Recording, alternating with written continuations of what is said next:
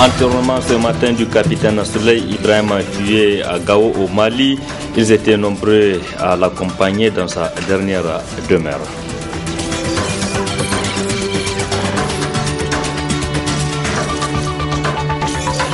Le cadre de concertation et d'action citoyenne appelle à une nouvelle manifestation pacifique contre la loi de finances 2018. Elle aura lieu le 22 avril prochain.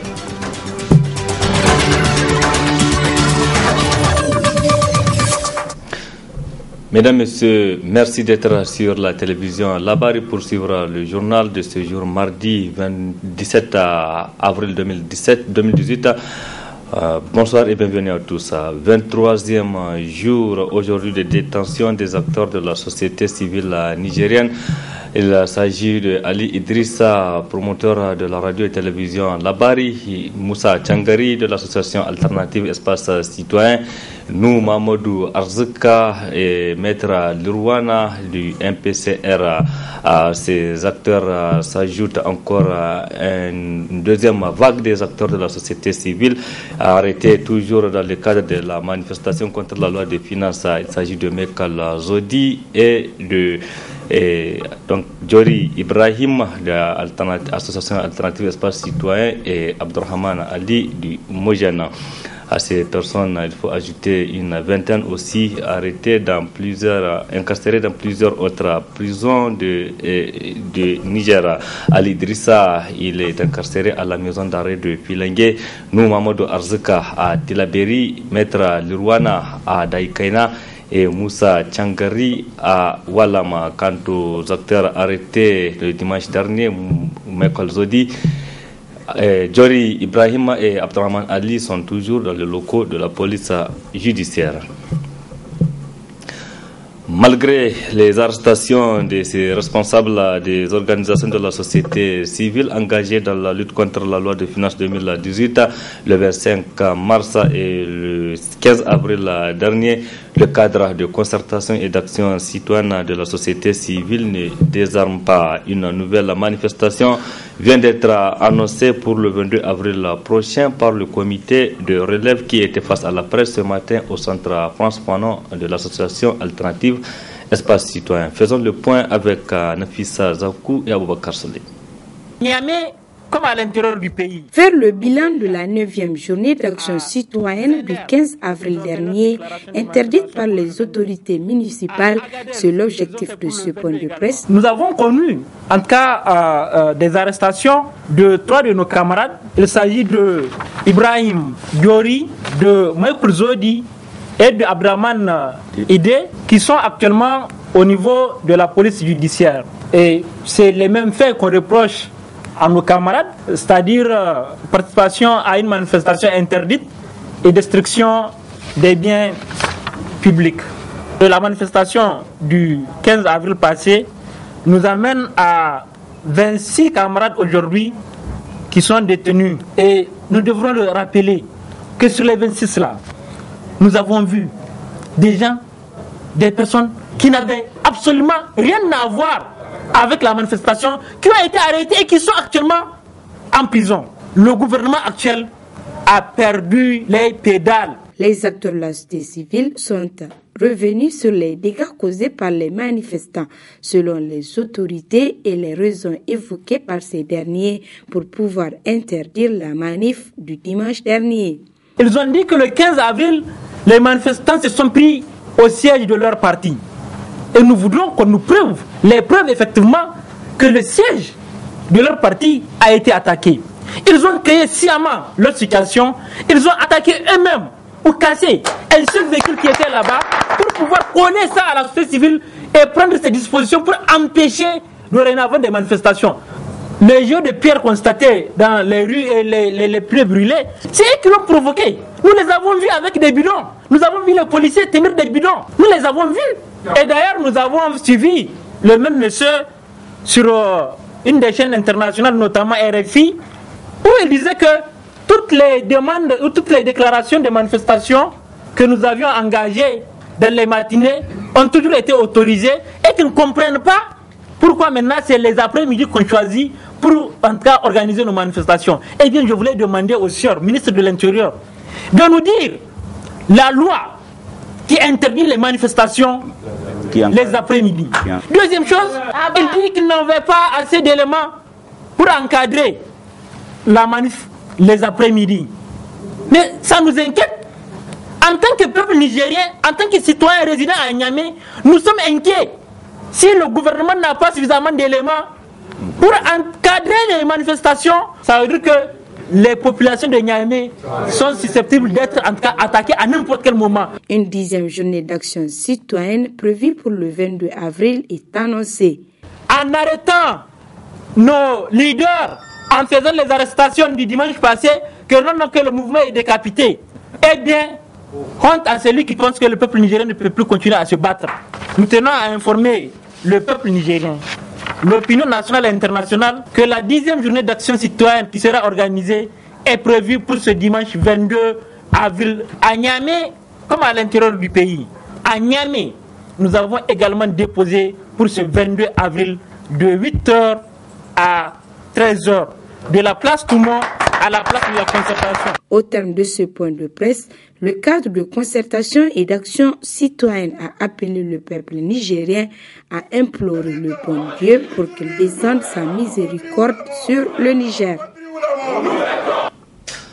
Tué le 6 avril dernier à Gao au Mali, le capitaine Souley Ibrahim du 5e bataillon de la MINUSMA a été inhumé ce matin au cimetière chrétien de Niamey. La levée du corps a eu lieu ce matin à la morgue de l'hôpital national de Niamey, une cérémonie qui a enregistré la participation des membres du gouvernement, des officiers supérieurs des forces armées nigériennes et une délégation de la mission des Nations Unies pour la stabilité au Mali. Le compte rendu avec Adam Soumana et Sadou Doumi.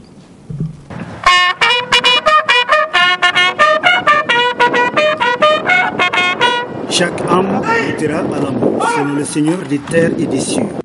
Ainsi, la présente cérémonie regroupant des éléments de l'ensemble des forces de défense et de sécurité, une délégation de la mission des Nations Unies pour la stabilité du Mali, des officiels nigériens et autres, marque la levée du corps d'un soldat nigérien en la personne du capitaine Souley Ibrahim en mission onusienne, tombé sous les balles ennemies le 6 avril dernier. Après les honneurs militaires, un des frères d'armes du défunt nous parle de l'homme de son vivant et les circonstances de sa mort. Capitaine Souley Ibrahim, matricule OASM. Tu fus admis au concours d'entrée de l'école de formation des officiers des forces armées nigériennes et FOFAN en 2007. À ta sortie d'école, tu es affecté au groupement d'instruction GI Tondbia comme instructeur en 2010. En 2013, après l'obtention d'une licence professionnelle en sciences et techniques des activités physiques et sportives, tu es muté au bataillon des sports en 2014 comme commandant de la compagnie d'instruction. Puis, réaffecté dans le même bataillon en tant que commandant de la compagnie de compétition en 2017. Désigné comme officier de presse du 5e contingent nigérien de la MINUSMA, dès la même année, tu trouvas la mort en mission commandée. En effet, le vendredi 6 avril 2018, jour ultime où tu nous as quittés, tu étais en stage à Gao dans le cadre du renforcement des capacités opérationnelles. En circulation dans la ville de Gao, à bord d'un véhicule de marque Toyota Hilux de l'ONU, tu fus lâchement attaqué par 2 individus armés non identifiés à bord d'un véhicule pick-up aux environs de 18h40. Urgemment évacué au centre hospitalier et régional de Gao, tu décédas plus tard des suites de tes blessures. Officier dynamique, discipliné et estimé par la hiérarchie, tu laisses un grand vide à ta famille, tes parents, ainsi que ta femme et tes 2 enfants, à tes amis, à tes promotionnaires et à toute l'armée nigérienne. Le représentant du commandement de la MINUSMA, colonel Chemi, a pour sa part présenté les condoléances les plus attristées de la mission à la famille de l'illustre disparu et au-delà au peuple nigérien. S'en est suivi la décoration à titre posthume par le ministre par intérim de la Défense nationale à la croix de vaillance avec étoile, avant de présenter au nom du gouvernement ses condoléances à la famille du défunt. Ce dernier a été accompagné par une foule immense à sa dernière demeure pour son inhumation. Le corps est poussière et retournera à la poussière tel qu'est enseigné par la Bible. Que l'âme de ce vaillant soldat repose en paix. Amen. Du cimetière chrétien, rendons-nous au cimetière musulman de Yantala où les étudiants de l'université Abdou Moumouni de Niamey étaient ce matin. Donc, ils se sont donné rendez-vous là-bas pour se recueillir sur la tombe de leur camarade Bagalé. Donc, Mala tué le 10 avril 2017 lors d'une manifestation sur le terrain du campus universitaire. Faisons le point avec Nafissa Hassan et Nasser Seydou. Ils sont sortis massivement ce matin, les scolaires de Niamey, direction les cimetières musulmans de Yantala, là où repose désormais leur camarade Mala Bagalé, martyr de l'USN suite aux événements tragiques du 10 avril 2017. Le 17, nous avions, l'ensemble des scolaires, et également les populations qui étaient indignées par cet état de fait, étaient sortis pour nous accompagner au cimetière afin que nous puissions nous recueillir sur la tombe de notre camarade injustement assassiné. Et donc si nous sommes sortis aujourd'hui, c'est pour réaliser les premiers anniversaires. Nous avions eu déjà à faire des activités rentrant dans le cadre de cette commémoration. Et nous n'avions pas voulu rater aujourd'hui également pour nous rendre au cimetière, prier pour que l'âme du défunt repose en paix. Un an après, le secrétaire général de l'INU livre l'évolution de l'enquête. Par rapport à son cas, il faut d'abord signaler qu'il y a eu la mise en place d'une commission d'enquête indépendante qui a fait la lumière sur les événements du 10 avril, donc qui a situé les responsabilités. Les responsables qui sont connus aujourd'hui, il s'agit de l'ancien recteur de l'université Abdou Moumouni de Niamey, il s'agit de l'ancien gouverneur de Niamey et il s'agit aussi de l'ancien ministre Ben Omar. Ces responsabilités ont été situées, suite à quoi l'ISN a également déposé une plainte au niveau de la justice. Donc nous pensons que maintenant la justice est mise à l'épreuve quant à sa responsabilité historique de rendre justice par rapport à ces crimes crapulés et dignes des siècles passés. Et donc aujourd'hui, ce qu'il faut comprendre, les scolaires sont à jamais déterminés pour pouvoir faire en sorte que justice soit faite par rapport à cette question. Cette journée de marche suivie de recueillement sur la tombe de Mala Bagalé a également été l'occasion pour ces scolaires de faire des mini-sittings devant le tribunal de grande instance hors classe de Niamey et devant la gendarmerie nationale. Une façon de rappeler qu'ils n'ont pas oublié les circonstances du décès de Mala Bagalé et qu'ils sont déterminés pour que justice soit faite dans cette affaire. Restons toujours au niveau du cimetière pour parler cette fois-ci du comportement des musulmans pendant les cérémonies d'enterrement des deux morts. Retrouvons Areta Sala et Ibrahim Abdou pour le reportage. Le cimetière, la dernière demeure de tout être humain, est un lieu qui nécessite des comportements appropriés qui vont du silence au zikr. Mais ce qui s'observe de nos jours dans les cimetières pendant les enterrements est tout simplement déplorable. Pour bannir ces mauvaises pratiques, le prédicateur Haladou Yahya prodigue ses conseils. Au moment où on place le corps dans la tombe, il y a ce qu'il faut dire. Bismillah wa ala sunnati Rasulillah.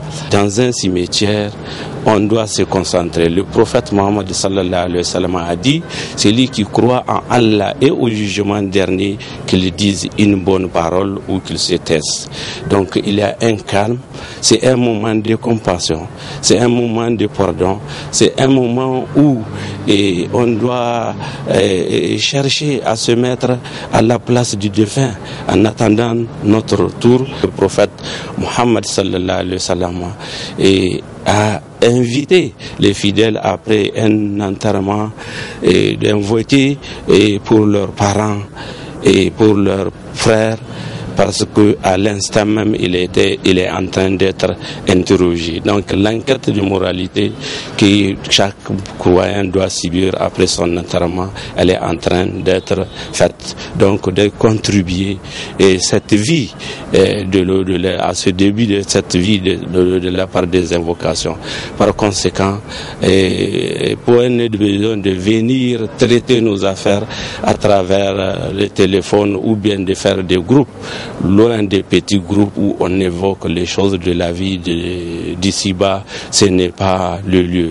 Et avant tout, c'est une situation dans laquelle tôt ou tard nous allons nous retrouver. Le cimetière et même l'enterrement, sont des situations ou des séances, et ce sont des lieux qui doivent nous donner plus de leçons pour continuer à adorer Allah subhanahu wa ta'ala comme il se doit. Il faut enfin rappeler que dans la vie des musulmans, tout est organisé à travers une législation islamique qu'il faut obligatoirement respecter à la lettre pour réussir son passage dans ce bas monde.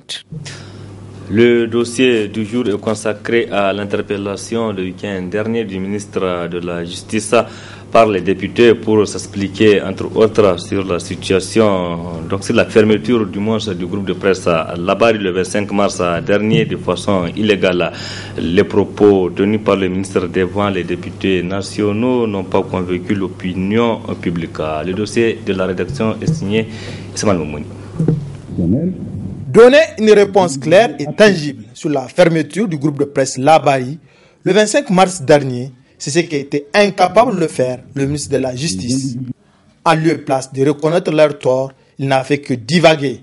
Cette télévision a été fermée dans une situation de transition du CFC que tout le monde connaît, qui n'a d'ailleurs pas les armes pour le faire, même si elle était fonctionnelle.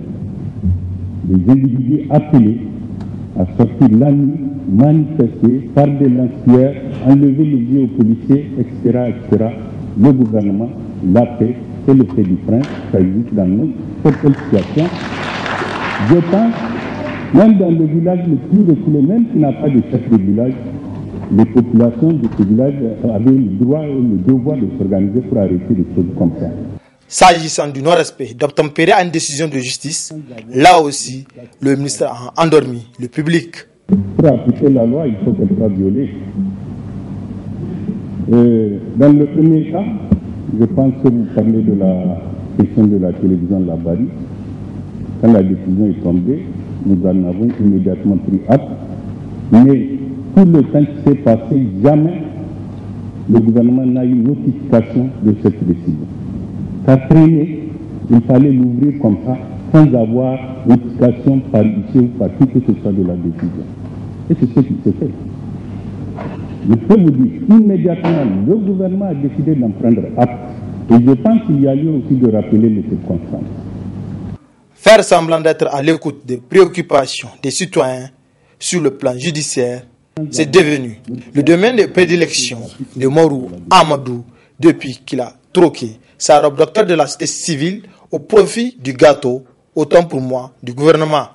Il demeure insensible et indifférent face aux demandes de la masse populaire qui demande que la lumière soit faite sur les dossiers d'intérêt national dans, entre autres, l'Exim Bank, Iranium Gate, l'atterri du 9 février 1990, où, 28 ans après, les scolaires réclament toujours justice, ce qu'il a d'ailleurs clamé haut et fort quand il était étudiant.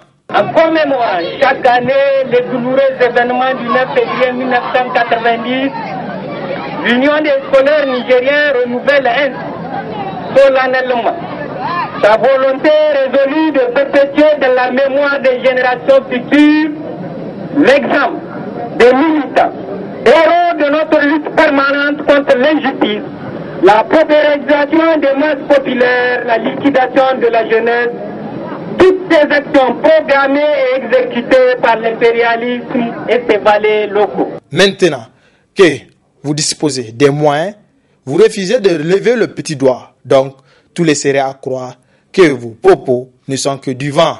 Après votre stage syndicaliste, vous êtes converti dans la société civile où vous avez mené le combat aux côtés de vos camarades comme Ali Idrissa, Nouarzika, Moussiangari et bien d'autres. Cette lutte vous a conduit en prison durant la 5e République. Après un mois de prison, est-ce que vous avez changé, Marou Amadou? Je suis plus que jamais déterminé dans le combat que j'ai toujours mené depuis bientôt 15 ans pour les libertés démocratiques. Et donc, il faut croire que le Niger en particulier et l'Afrique en général doivent pouvoir être des terres de liberté et de vie. Que nous ne sommes pas obligés de quitter le Niger et l'Afrique pour nous exiler en Europe et en Amérique. Parce que chez nous, les dictateurs, la misère et la pauvreté en font des terres impropres à la vie et à la joie. Et je pense que aujourd'hui que le gouvernement du Niger est contesté de toutes parts pour son entreprise illégale et anticonstitutionnelle, nous devons absolument continuer ce combat, même si nous devons y donner le tribut le plus lourd, y compris, je vais dire, la vie. Et donc, la prison n'est rien du tout par rapport aux objectifs justes et nobles que nous poursuivons en vérité. Et notre lutte prendra le temps qu'il faut, mais elle atteindra ses objectifs. Vous savez, les dictatures, c'est comme un grand baobab, hein. Chaque matin, tu donnes un coup de hache. Chaque matin, tu donnes un coup de hache. Un beau jour, la dictature s'écroule comme ces géants-là. Aujourd'hui, aux affaires, l'ancien syndicaliste et acteur de la société civile fait fi de toutes ces valeurs qu'il incarnait auparavant au profit des intérêts du régime à qui il obéit les yeux fermés. Et puis, Marou Amadou a procédé à l'incarcération de ceux-là même qui l'ont soutenu au moment de son arrestation, en passant par ses compagnons de lutte qui séjournent actuellement dans différentes prisons. Marou, je confie dans tes mains toute la responsabilité pour que nos amis Ali Idrissa et les autres qui sont aujourd'hui arbitrairement incarcérés soient libres. Je ne voudrais pas te rappeler ce que toi-même tu as vécu sous le régime de Tanja. Tu sais de quoi je parle. Je voudrais tout simplement te rappeler, Marou, je sais exactement dans quelle situation tu te retrouves. Cette situation est délicate. Je préfère te dire, mon frère, regarde derrière toi et fais rapidement ce que tu dois faire. Le combat que nous menons, et tu le sais très bien, c'est le combat pour la liberté dans nos pays. C'est le combat pour la démocratie. Ce même combat que toi tu as mené. Ce combat qui t'a conduit dans les geôles de Tanja. Hommes des médias et médias ne sont pas épargnés par le ministre. Et alors que dans le passé, c'est eux-mêmes qui ont propulsé sa cote de popularité à travers les multiples interviews au point où les gens croyaient qu'il était même agent des médias. Monsieur le ministre, les gens ne croient plus en vos propos.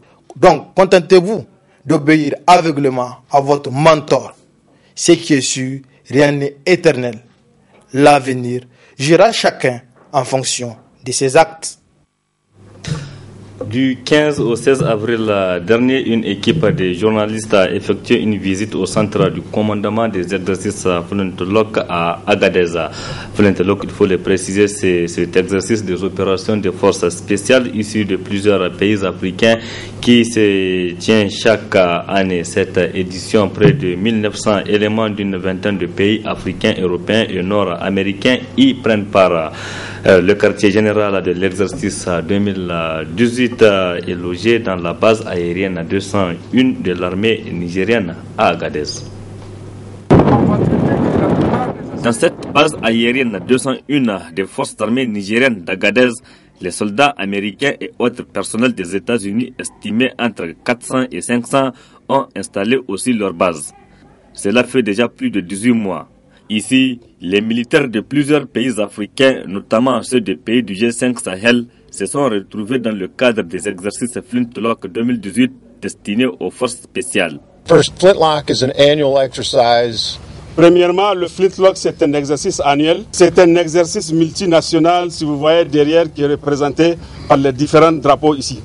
C'est comme tout exercice, la question c'est de mieux apprendre et de mieux se connaître pour travailler ensemble.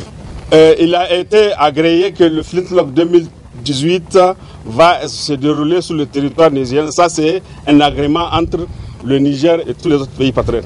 L'avantage de conduire le Flintlock dans la région d'Agadez, ce n'est pas seulement l'avantage d'entraîner les hommes sur le terrain, c'est aussi, comme vous pouvez le voir, l'implantation de l'état-major ici dont nous allons bénéficier et les autres infrastructures.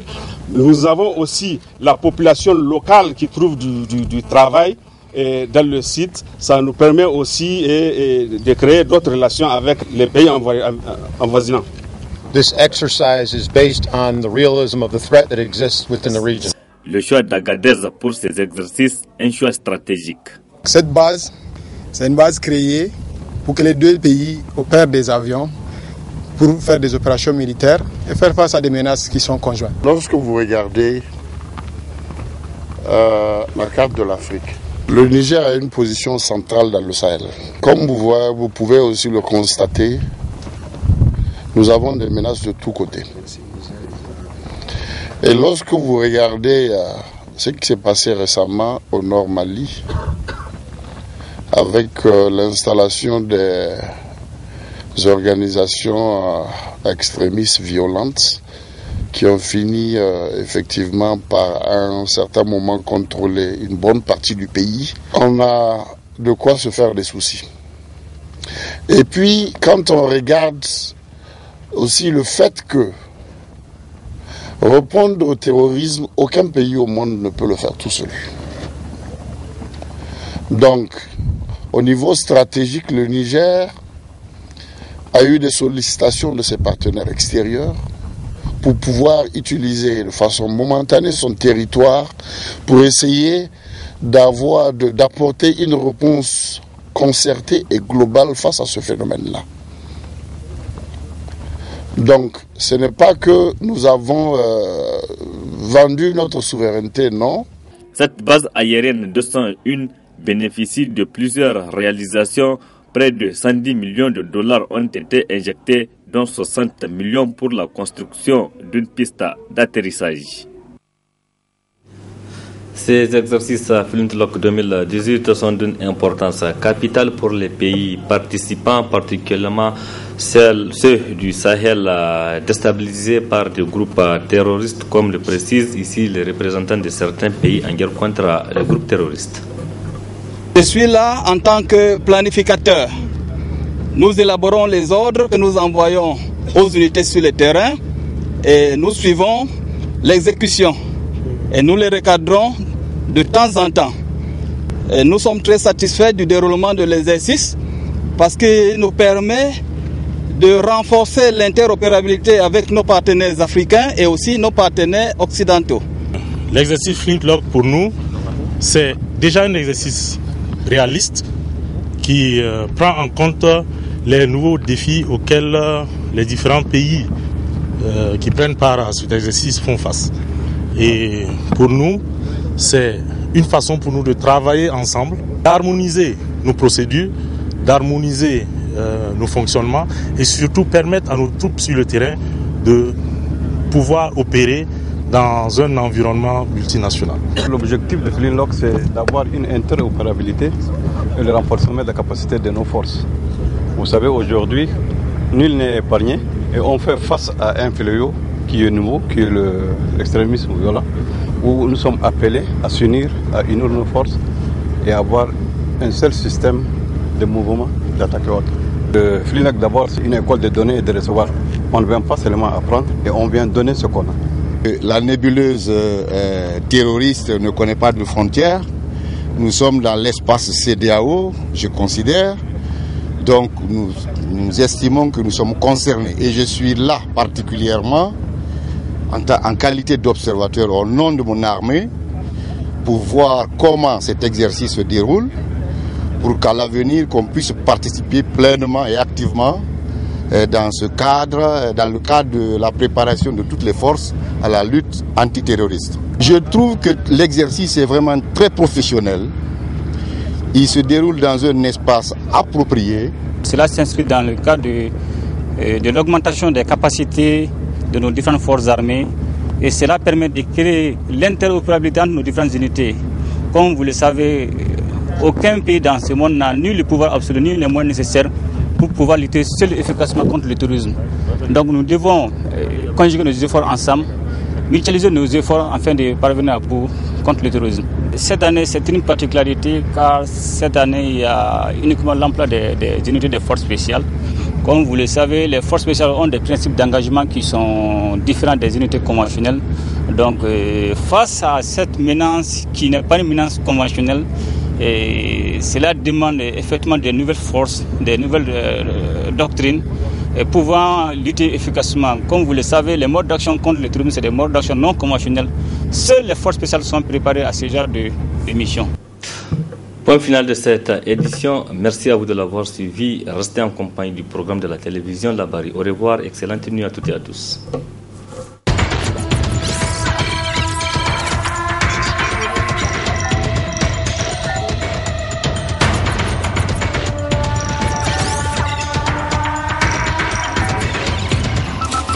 Okay.